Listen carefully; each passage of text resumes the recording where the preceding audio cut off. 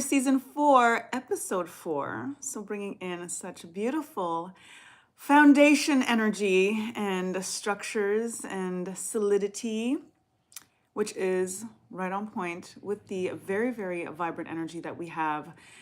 Starting off for February, we kicked off February on the 1st of February with a Leo full moon. Then, yesterday, we had our 2-2 transformation portal, also aligning with Oya's feast day, bringing in change and transformation, the winds of change a blowing. And the rest of February, particularly mid February, is going to be highly, highly, highly potent and incredibly activating for this age of Aquarius, especially with this Aquarius stellium. We've got the sun, we've got the moon, we've got Mars and Mercury and Venus in Aquarius throughout this time, and we are feeling it. I hope you're feeling it because I'm definitely feeling it. I'm definitely feeling it. I'm Aquarius rising, so I'm gonna feel it. And I have been waiting for this energy. I have been waiting for this energy. Feels like my whole life. Feels like my whole life. So, and Pluto. I forgot to Pluto. Pluto in Aquarius. Obviously, the main thing. These are the additions. These are the additions right now with these particular planets leading into this, again, activation of the age of Aquarius surrounding the main thing being Pluto in Aquarius, age of Aquarius, and it's going to be there for the next 20 years. So that is an energy of tapping into people over profits. It is about humanity and community and unity. And we are seeing it. It's an energy of brotherhood and sisterhood and a tribe vibe. So shout out to my vibe tribe because that's what's going on right now. That is what's going on right now. So hope you're all feeling the vibes. My sister is here. Hello, Sister Tony Taylor. I'm good. How are you? You good? How you feeling? I am still recovering. This cold weather is just slowing things down, but pacing myself. A lot of personal updates, as you know, and that I shared on Sunday. And I'm, kind of still a little bit tight-lipped in terms of the just, out there on the social media thus far. But, as things start to get into crunch time, as tomorrow is going to be officially just a week left before this big transformation, this big leap of faith, this fool's journey. Y'all, I'm about to take a fool's journey. And I'm excited about it. So I think I'm just kind of rolling things out in real time more so than ever. And it's just a lot of, logistics that I'm more inundated with. So focusing on getting all those ducks in a row before I just, be blasting shit. You know what I'm saying? But it's good. It's good. It's all very good. So how are you? How are you feeling, sister? This is going to be, like I said, energy of the next couple of weeks in February, highly potent. So I did want to kind of talk about that a little bit, and then we'll, do the regular pull a card, talk about we're doing rose today, tapping into our rose quartz today, and it is all about heart-centered leadership. So this is really kicking off from our full moon in Leo. It's about the heart center. It's about ruling from the heart, leading from the heart, heart-centered leadership.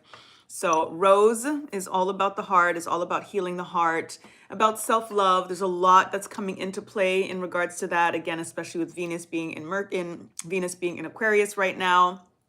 So it really does bring, Venus's very, very loving vibes and relationship-esque and financial stuff as well, more in a independent kind of way, more in a friendship first kind of way, and really, again, tapping into community and unity and humanity, just the kind of basics, again, the foundation of it. So no accident that we are season 4, episode 4 for Tuesday Tea at 2, tapping into solid foundations. So Rose is the vibe for today. So I give thanks to you and Baba Ozain, the Orisha of everything that is green and grows. Ashe.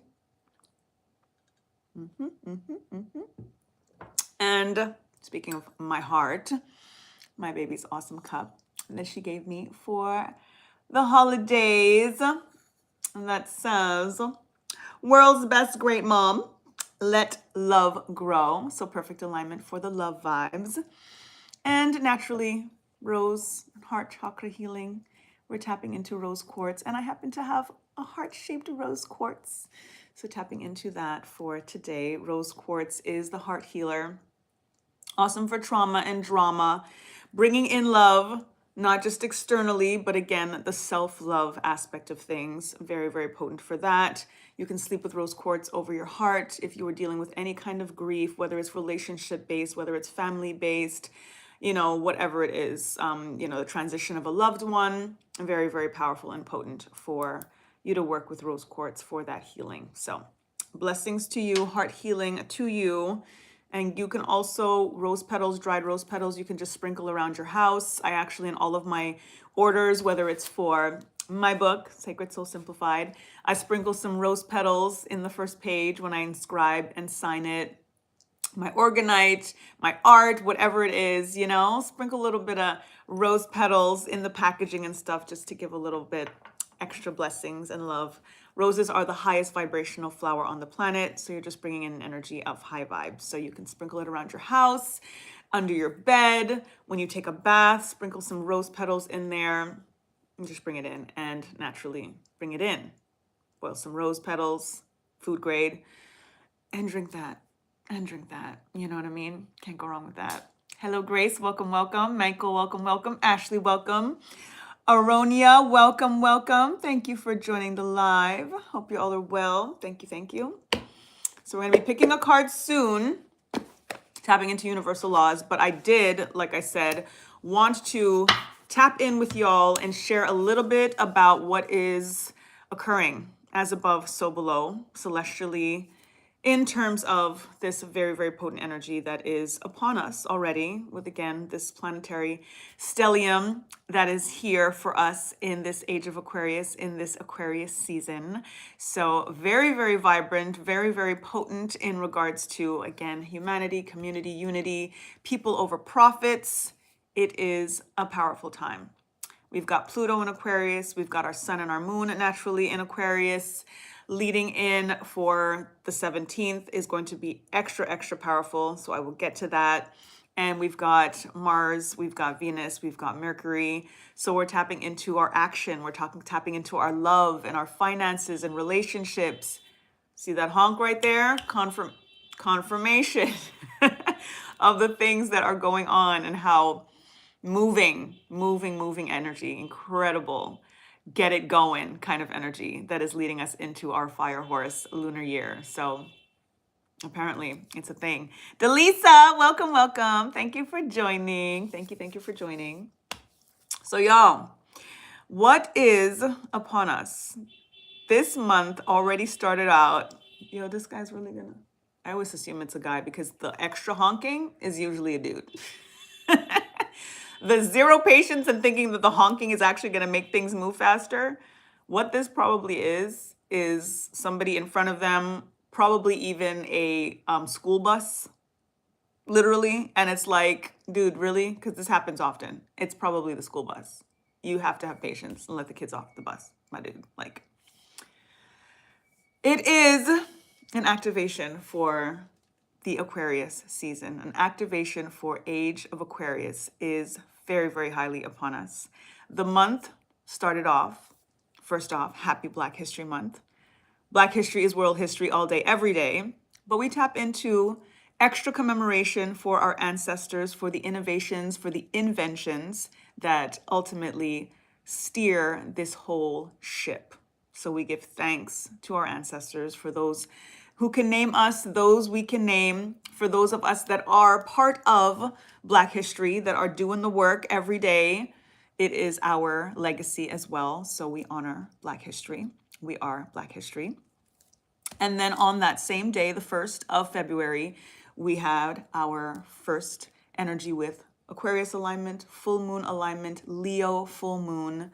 That obviously comes in Aquarius season. Heart-centered leadership. It's about shedding energy. It's about allowing yourself to shine, really coming into that releasing the modesty of things and, the humility. And it's important to have modesty and humility and being humble and all of that, but not to your detriment in terms of not being able to receive, not being able to accept compliments, and not just be able to say thank you, to allow the accolades, to give yourself the accolades, to be praised in many ways, and to praise yourself, to allow yourself to be proud. I am allowed to be proud. It's something that is so important for us to tap into, and that this full moon in Leo has been teaching us. Again, heart-centered leadership, and that's what inspired Rose Quartz and Rose for today. Lead with the heart, start with the heart. Very, very powerful for us to do that, because it is going to lead us to the right place, to our purpose. Especially if we are too in our head and overthinking something. Going back to the heart, center chakra, once you tap into the energy of your center being centered, the three above, the three below, as above, so below, will come into harmony that much easier. So that kicked off on the 1st. And then yesterday we had our 2-2 portal of transformation that comes with Oya's feast day. So brings in the winds of change, brings in the energy of shift or be shifted. Very powerful for us to be able to acknowledge what it is that we need to make room for and allow for those winds of change to find their way. It's an energy of death and rebirth, the tower moments, the things that need to be cleared out in order for us to make space, release to increase. Classic energy of the breath of life. Oya is the breath of life, tapping in Aquarius season, being an air sign, no accident there. Every breath that we take, the exhale, the inhale, is literally an opportunity for us to bring in what it is that we want, release what it is that we do not want. We are blessed to be in the energy of being able to breathe, to wake up this morning and to have the breath of life. Give thanks for the breath of life. Ashe. The 6th, we have Bob Marley's birthday. So I always honor and commemorate. And again, as we tap into Black History Month, whatever, whoever in alignment is someone that you revere, that has been an inspiration for you, that has led you to your creative passions and pursuits, honor them. Bob Marley is an ultimate for me in regards to that. So it is always kind of a yearly national holiday for me when I tap in and align and give thanks to Bob Marley's life and legacy. So that is on the 6th. And then we've got the most powerful, the most potent week of February, from the 13th to the 17th. On the 13th, we've got Friday the 13th. That is Goddess Day. They will always try to make Friday the 13th something negative, something to be feared, because of how it aligns with divine feminine energy, because divine feminine energy is creation and creatrix energy. It is receiving mode. It is what allows everything that we are trying to bring into form and experience to actually come into form and experience. Do not allow them to take you away from your divine femininity, whether you're male or female. We are composed of them both. Tap into your divine feminine energy, tap into goddess worship, the goddesses in multiple traditions that you align with. That is the day to give extra thanks and align, because you give thanks to yourself as well, because you are composed of it as well. The day after that, we've got Happy Hearts Day, as I tap into it, Love Day, Valentine's Day, however you want to deem it. I understand the commercial aspect of it. I also understand the historical aspects of it, the dark energies in regards to it. But we have to always think about collective consciousness, egregore energy, and that we do have the power to take something and alchemize it and transform it into what it is that we want it to be.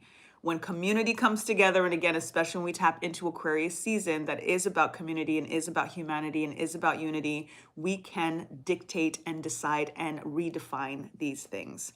It is a day, regardless of the commercial, regardless of the dark histories and all of the things, that people are doing a little bit more to make happy hearts, to make whether it's their own heart happy or somebody else's heart happy.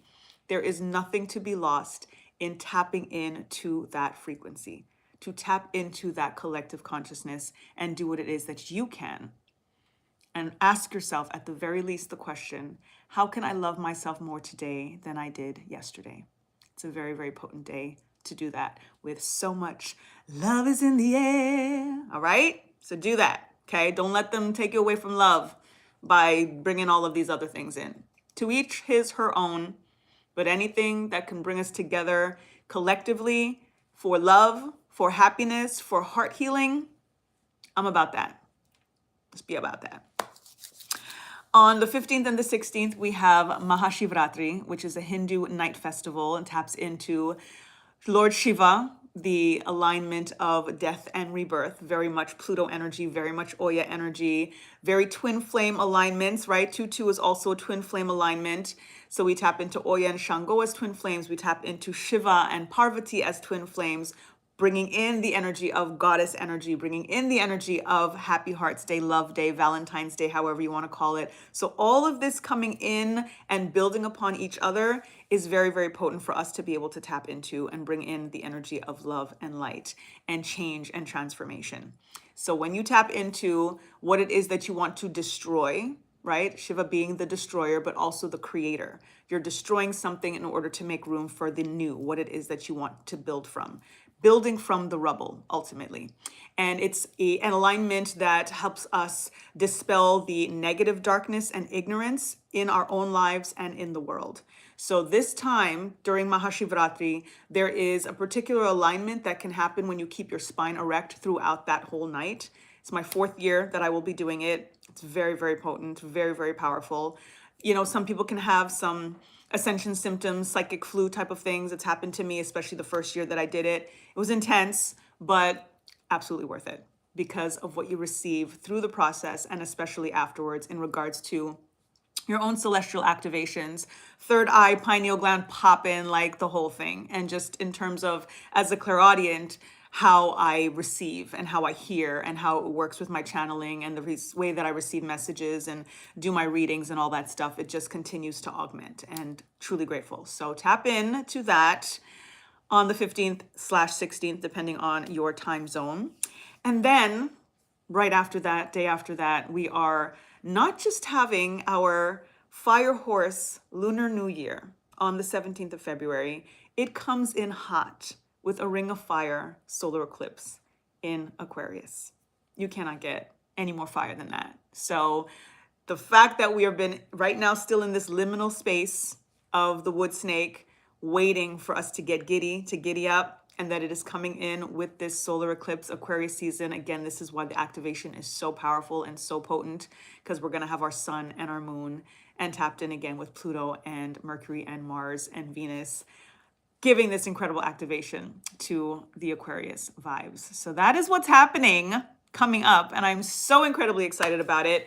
And part of what I've been saying I didn't really share too widely yet, I am going to be in the thick of it, in very much of a new timeline during this particular week. And it just happens so incredibly perfectly. Timing is so divine, and I am so, so, so excited. And in the moments, I am absolutely going to be sharing with you in real time. So all I'll say is stay tuned. Follow me, especially on TikTok, Sabrina Sahara Shares, because I will be doing all the play-by-plays, especially in my stories, and all of the things, So I'm excited about all of the things.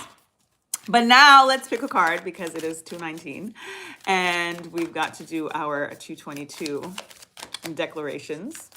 So let's see what is in store for us this week in regards to our universal law. Ooh, I love this. We've got number 31, the law of eternality. Live like you are dying. Y'all. First of all, 31 brings in the number 4, and we are season 4, episode 4, tapping into solid foundations and this solid structures, right? Tapping into Oya's energy, as I was mentioning, death and rebirth, Pluto's energy, death and rebirth, Shiva's energy, death and rebirth, coming in here with the live like you are dying. Y'all, it doesn't get more aligned than that. Confirmation. This energy of the gates brings in the tapping in of a portal, of walking through something new, right? It is also the energy of the afterlife in many ways. We've got the doves here. We've got the light, following the light, right? The pearly gates kind of thing. And that death ultimately is just about rebirth. The tower energy that comes down when we tap into foundations and solid structures, something that is shaky is what crumbles. This is, again, that shift or be shifted energy. Oya is the tower that comes down because a structure is not solid. So when we tap into this energy of number 4, especially with today being season 4, episode 4, you have to think about what is not solid in your life.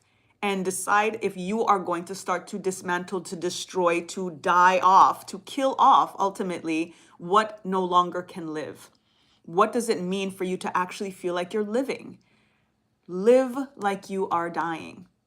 This is something that has been coming through, right, sister? Like, incredible. Incredible. Because there's so much crazy happening that what else is there ultimately than to live like you're dying? Considering the fact that there's so much flux, there's so much crazy that is happening right now that we literally don't know from one day to the next what is what. So let this day and every single day be everything that you want it to be.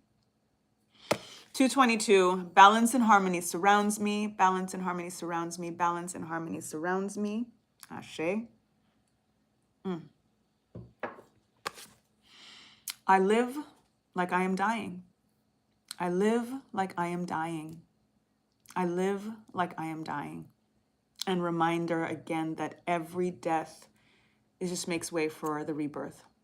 Such confirmation with everything that I was just sharing and all of the different alignments that are happening, especially that week from the 13th to the 17th. The snake going into fire horse, very much about shedding and purification and transforming and being forged by fire. Very, very highly potent. So major, major confirmation. Choosing peace, preserving your peace with the peace doves here, you know, following the light, but also remembering that we are composed of shadow as well, and we have to face that. And when we face our shadow, we are reminded that the light always has our back. We literally wouldn't be able to see our shadow if it wasn't for the light. So we can never not be without the shadow and the light. It is what it is. They come together, right? Very, very powerful. Thank you, Grace. You love my glasses. I appreciate you. Thank you, thank you. I've been wearing these more because they're more my distance prescription, but they're a little bit weird for reading up close. So I'm in transition. I got to get a new set, but thank you. Thank you, thank you. So this is the vibe, y'all. This is the vibe. Live like you were dying. And don't think of it as like something bittersweet, like, oh, I don't think about dying. Again, anything that is dying off, it's not for you. It's time for transition. It's time for a rebirth. It's time to make space for the new, right?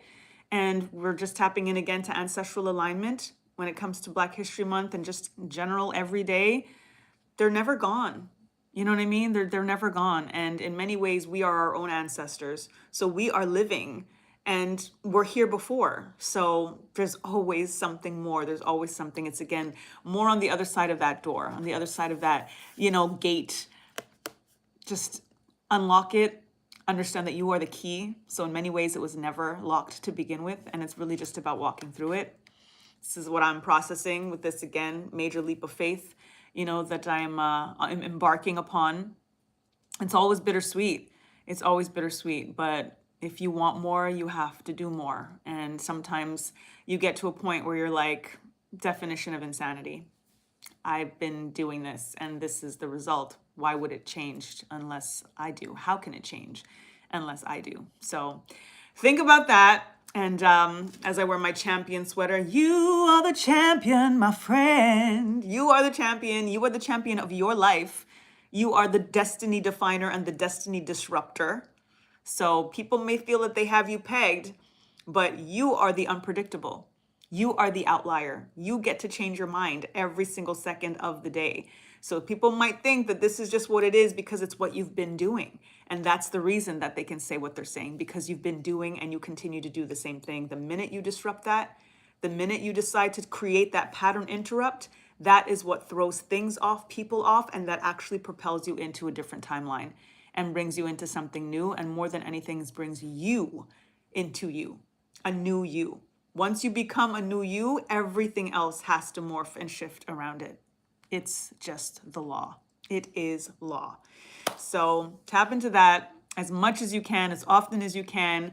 Every transformation that you come into, any sense of dying to bring in some new life, is what propels you into another realm, into another simulation, into another, alignment of the different ways and places that we are simultaneously, right? We're in this matrix, it is what it is, but we can collapse time in so many different ways to program this game. instead of just playing this game. Players get played. I've been telling you all that. You know what I'm saying? Players get played. I don't play this game. I am programming this game. But there's a lot of deprogramming that has to happen before the reprogramming. And that's what this liminal space specifically is really about, between, you know, us still being in the wooden snake before we lead into our fire horse. This is very, very pivotal for the work. So let's get her done. Let's get her done. 226. The heart. The heart, guys. And we're talking about the heart-centered leadership. You embody love. To attract love, you must emulate love. Loving yourself is how you create relationships with others that replicate the same love. Lie in meditation today with your hands over your heart chakra, repeating this mantra: I am love. What incredible alignment for today. And you know, I thought about canceling today. I did. I've got a lot going on. And I was like, you know what? It's okay. It's a light crowd usually. I just let people know I'm gonna, you know, I'm still healing. I just started doing lives on TikTok again last night. So I was like, maybe I can, you know, start fresh next week. But I was like, no, there's a lot going on that I need to let people know what's going on, give them a heads up with all of this love and light that is happening right now, and all the heart-centered leadership that we need to tap into right now. And look, all of the confirmations, so tangible. This is the shit you can't make up. Y'all see it in real time. You see it in real time. So, right? Hello all around. Welcome, welcome. Yes, indeed. Delisa, right? Sister, right? Amazing. So thank you for being here so that you were able to see it in real time. So good to see your beautiful face as well, Delisa. So good, so good. I will be live tonight on the TikTok. So hopefully I see you there as well. I'm missing you in the space. I hope you're feeling better. I hope you're feeling better as well. Recovery is discovery. Lest we forget, recovery is discovery. So as you're healing, whatever it is that you're processing, whether it's something physical, whether it's an ailment, whether it's just your heart hurting, whatever it is, take the time out. It is time in. Recovery is discovery. Let everything play out. Let what's coming through your mind and your heart just do what it do, and look at it, analyze it, contemplate on it, meditate on it, release it, all of the things, a little bit of everything. The answers will always come because the answers are you. It is not about the seeking and finding. It is returning and remembering. So let the time of recovery turn into all of the discovery that is meant for you. I'm so glad you're feeling better every little bit better every day. Indeed. Likewise. And Spirit just wants us to, you know, take a little time, just a little time out for time in. Been asleep by 10. I hear you. Exactly. I hear you. No worries. I'll see you when I see you. And I saw you on Sunday and heard you on Sunday and your baby. So that was awesome. I love you guys. Enjoy the rest of your Tuesday.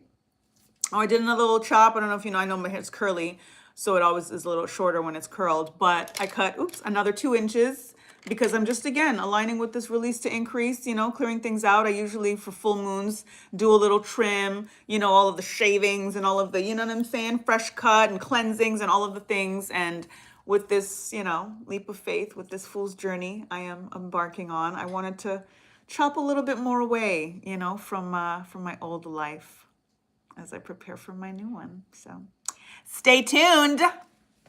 Big things are going. Enjoy your day as well, sis. Thank you, gorgeous. And you. Thank you. I love you guys. Mwah. Until I'll see you later. Peace. And lest we forget, in the meantime and in between time to get back to natural.